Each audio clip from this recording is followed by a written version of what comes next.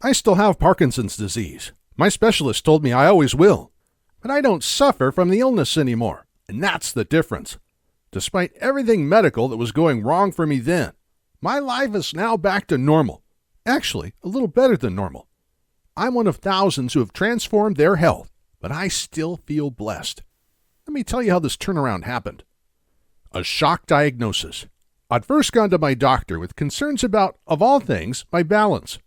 My muscles had been feeling increasingly stiff, and I'd been feeling unsteady on my feet for a long time.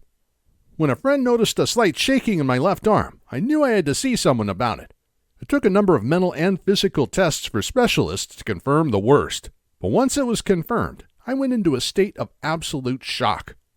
The specialist spelt out the long-term possibilities for me. But however much of a positive spin he tried to put on the diagnosis, it all ended in the same place: therapies, drugs, specialist care, and the never-ending falling apart that comes with a degenerative brain disease. I was on a downward slope to goodness knows what. Of course, now that I'm off that downward slope, I feel very different about things.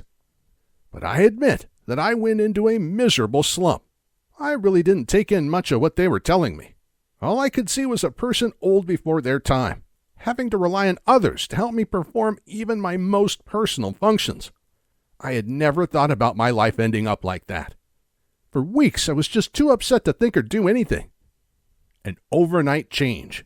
Then one morning, I woke up and I felt completely different about it. I was angry instead. I was filled with a sense of injustice. Why me? How did I come to deserve this? I was furious. I started to research Parkinson's disease like a person possessed, and quickly discovered there's a lot of information out there.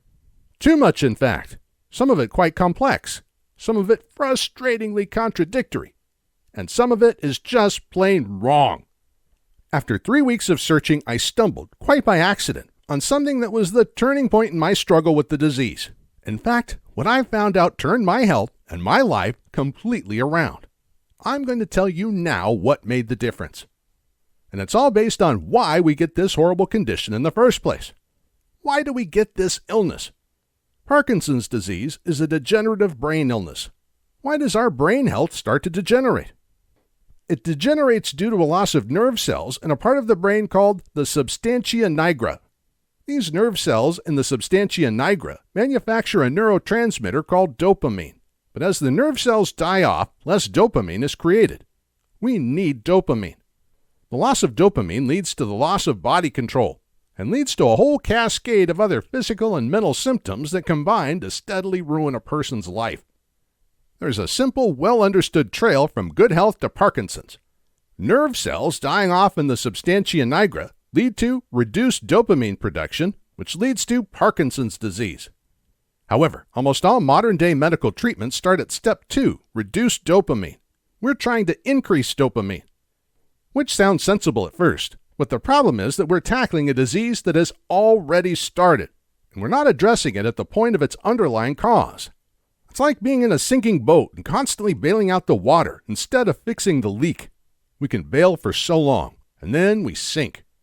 The reason why most people eventually get so ill with this condition is because almost no treatments tackle step 1, the dying of the substantia nigra cells. Yet, doesn't it make sense to address the initial cause of this dreadful condition? Of course it does. I've learned a lot about this disease. And here's the main thing I learned, and then proved to myself. We have choices about how this condition plays out. In fact, medical scientists have proved that many people with the genetic disposition to this never get it, while others with no genetic disposition at all still get full-on Parkinson's that ravages their mental health quickly and remorselessly. It's not genetics. It's a basic illness with recognized causes. Remember, the substantia nigra produces dopamine. It's the loss of substantia nigra nerve cells that leads to the loss of dopamine. And that loss of dopamine leads to Parkinson's disease. So the big question is, why on earth is the substantia nigra losing those dopamine-producing cells in the first place? I was shocked to discover that we already know why we're losing those priceless, life-giving substantia nigra cells, yet still do almost nothing about it. And now I know why we don't. There are 8 main factors leading to Parkinson's. Some have a small effect, A couple are huge. Together, they're essential in beating this horrible condition. In truth, some of them my healthcare center already acted on. For example, they prescribed dopamine-enhancing drugs. For sure, I needed more dopamine. I had tests and underwent occupational therapy. Again, good stuff. It helped me manage my problems with balance, movement, stiffness. But I also realized they were not helping me to avoid the worst symptoms of this disease. At best, they were just delaying it. Yet that's what I wanted most, to not end up with my own personal Parkinson's horror story. Which is why I went headlong into my own research about my illness, and eventually found my way out. I'm not a medical rebel. Now, I should point out that I am not the kind of person who second-guesses his doctor. I trust professionals and experts. They studied for years. They do the research. They know plenty. But their most effective meds came with unpleasant side effects. And those meds would become less effective as time wore on. They would work for a while and then they'd start failing. And as they failed, my health would fail even more. What kind of future is that? I wanted better than this. Although I was getting worse very slowly, I was still noticing it. That shaking of the hands was very real. Slowness in my movements had gradually become more noticeable, and I was developing other classic symptoms, sleep problems, low moods, and anxiety. My sense of smell started to weaken.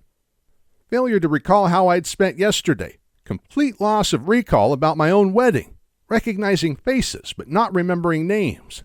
We joke about these things and put them down to age.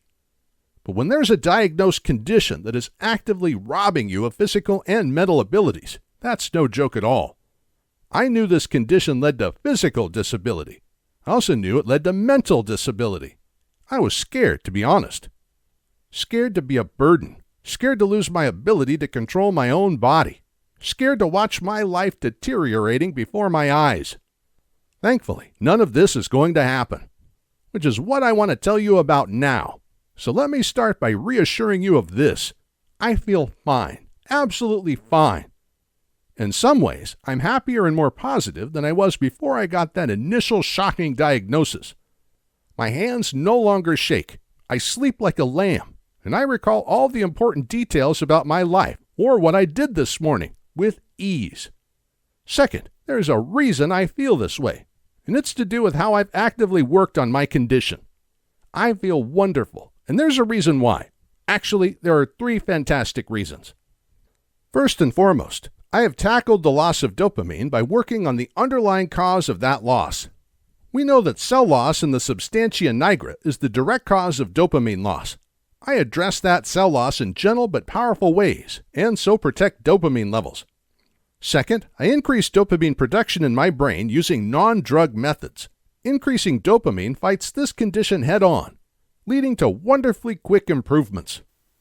Third, I have taken each of the symptoms of my illness, stiffness, shaking, anxiety, and so on, and addressed them directly.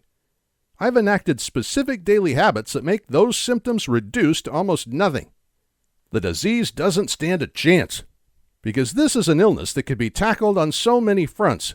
Doing what I did meant my overall health actually got better over time. The 3 steps I described provide health benefits that overwhelm the downside of the disease. You deteriorate one part because of the illness, but improve 3 parts because of these new, powerful daily habits. More than anything, what I learned is that Parkinson's is not the terrifying, life-destroying diagnosis that so many of us believe it to be. I was able to choose what this illness did to me, and I chose for it to do nothing to me. The key insight: by addressing cell degeneration directly, tackling low dopamine production naturally, and resolving the actual day-to-day effects of the condition, this 3-point approach turns out to be absolutely transformative. Now, I realize how puzzling it might seem to hear this for the first time. The nagging question for me was always, why don't health professionals do what I did to resolve my illness? It was easy to do, quickly effective. It didn't cost me a penny in medical bills. I found out the surprising truth by actually asking a doctor. We get ill in stages. There are 5 stages of Parkinson's disease. Typically, we progress from stage 1 to stage 5. Medicines and therapies slow this progression, but we face the long-term prospect of experiencing them all. Stage 1 is the mildest. and is where most of us discover that we're ill. Stages 4 and 5 are too horrible to go into here. I have learned to slow my progression through the stages to such an extent that I simply cannot ever reach the later stages. In fact, I expect never to leave stage 1. My progression through the 5 stages is so very slow that I expect to live out my natural life into my 80s or 90s, and that won't be enough time for me to reach even stage 2. Because I'm attacking causes and symptoms, I would need to live to be over 100 to give the disease enough time to work through to even stage 2. And this is the key fact. An approach that slows the effects of the disease at its source and unwinds the symptoms that do occur so that they have little or no effect on us. Means that for years and years to come, I might still have a diagnosed illness, yet not notice a single thing about it. The progression of this disease can be delayed by decades. We can avoid deteriorating and suffering like we might have done, and instead lead healthy, happy lives. The 8 ways to get out of Parkinson's disease. There are 8 main factors that contribute to this disease. To restore my health, I worked on every one of them. You can too. I installed small new habits over a series of weeks until I was hitting every known cause of my illness. Nothing escaped my attention, and everything got better. The changes came in days, improved over weeks, and have lasted for years. I won't go into all 8 ways of beating the heck out of this illness here. Let me tell you briefly about 3 of the main ones. Inflammation. Inflammation is a worldwide killer. It's a prime cause in a long list of unpleasant and deadly ailments. There are many diseases created from low-level, ongoing inflammation. Over 130 million Americans have conditions directly related to inflammation, and nearly 1 million die each year. The number is rising worldwide. What matters to us is that scientists know that inflammation is heavily implicated in the death of substantia nigra nerve cells. To arrest the progress of this dreadful illness, we must address that inflammation. Fortunately, it's not at all difficult to do. Simple changes undo inflammation incredibly quickly, which in turn halts the death of substantia nigra nerve cells. Environmental toxins, poisons. I knew nothing about environmental toxins until I started looking into them. Turns out they're horrifying. For a start, toxins, poisons that get into the body double the risk of degenerative brain disease. And we're talking about poisons from everyday life that directly and provably create extraordinary stress for the whole body, including the brain. Toxins are literally everywhere. Household furnishings, paints, children's toys, cleaning agents, plastics, water, the air, and in a whole range of places you'd never think of.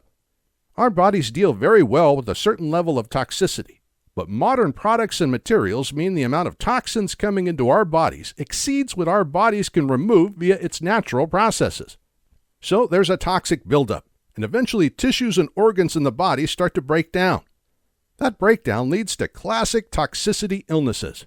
And one of the worst of those classic illnesses is Parkinson's. The toxicity connection is researched and confirmed all over the world. But there's good news. We can remove toxins from around us, and it's not even slightly difficult to do. We don't have to live on a mountain or give up normal life. Instead, there are choices most of us didn't know existed, and those choices will transform brain health. Low moods and stress. This is one that many people think wouldn't apply to them. I thought that too. Unfortunately, this disease is known to lead to genuinely depressive episodes. Remember, Parkinson's is characterized by lowered dopamine, and lowered dopamine is an established cause of all sorts of mental health issues. So it's not at all surprising that people with this condition can end up very stressed and feeling very bad indeed.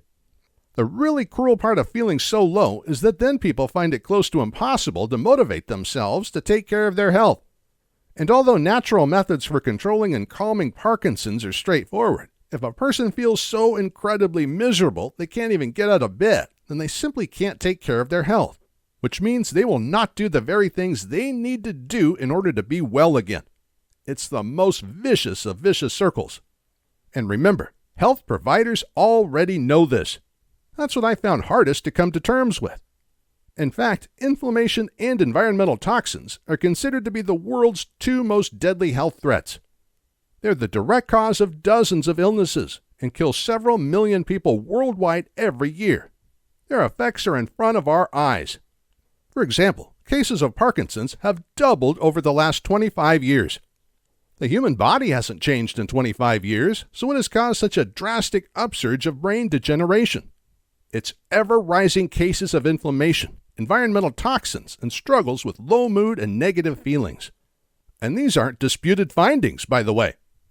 In the very best research laboratories and universities across the world, the effects of inflammation, everyday toxins, and reduced mental health on the body and brain are researched, measured, and understood. Their effects on many of us are bad. For some of us, they're devastating. Why does modern medicine know this but ignore it? Why don't we tackle the inflammation and toxins that are the causes of those nerve cells continually dying in the substantia nigra? My doctor told me it's cultural. Most patients, especially in Western countries, want a drug or a procedure for a problem.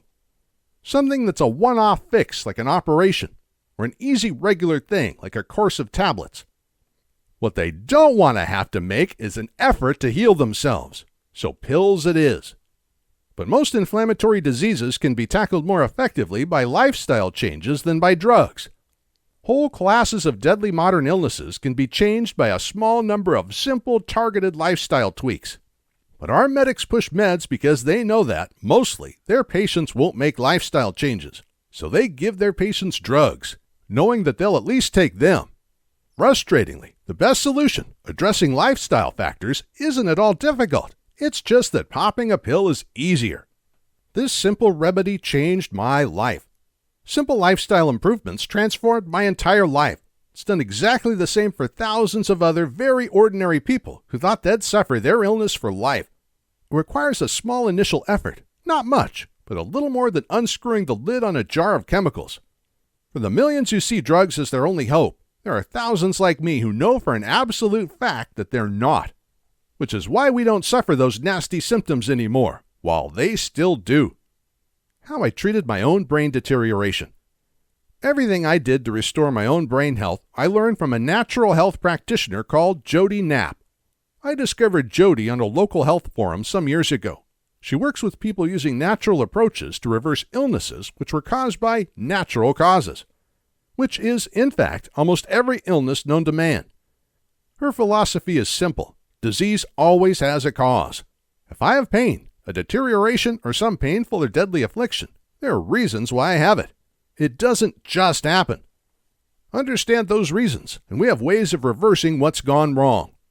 Jodi's incredible success rate at treating allegedly untreatable illness comes from her starting at the illness's first causes. Those causes are always natural causes. She tackles them and changes lives. Why Jodi's method works. Remember, standard drug remedies tackle the disease further along the chain, at the point where there's a dopamine shortage. Doctors simply don't address the reason that dopamine is in short supply in the first place. Jodi does. She addresses the specific reasons why cells in the substantia nigra are dying off. Then she addresses low dopamine itself. Then she undoes the symptoms of the illness, the part of the disease that you and I experience. Jodi Knapp can't teach her methods face-to-face to everyone who needs them, so she created a written version of her approach. It's called the Parkinson's Protocol. And it's the Parkinson's Protocol that changed not only my present life, it changed my future life too. 12 steps to making it happen. Thankfully, Jodi's program isn't a long list of don'ts. There's no calorie counting, strange potions, or weird rituals. Instead, it's a fairly short list of powerful, practical, easy-to-implement do's. Jodi Knapp has broken her program into 12 small habits that you can introduce into your life in order to undo the causes and symptoms of brain degeneration. There's no revolution here. I made one simple change, and when I was sure I'd got it, I went on to the next one. Stuff so stupidly easy, I did wonder with a couple of them how they could possibly have any effect at all. But this is the thing. It was tiny bad habits that got me so ill in the first place. So it only requires tiny good ones to undo it all.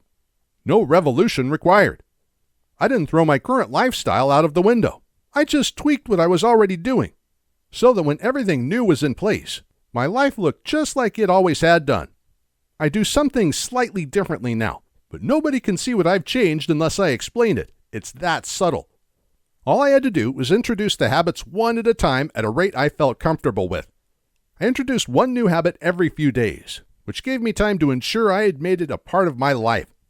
Each one directly acted on some aspect of my illness, either causes or symptoms. I swapped old habits that caused a progressively worsening brain state for new habits that support a progressively improving one. And so I stopped getting worse and started getting better. Not good as new, better than new.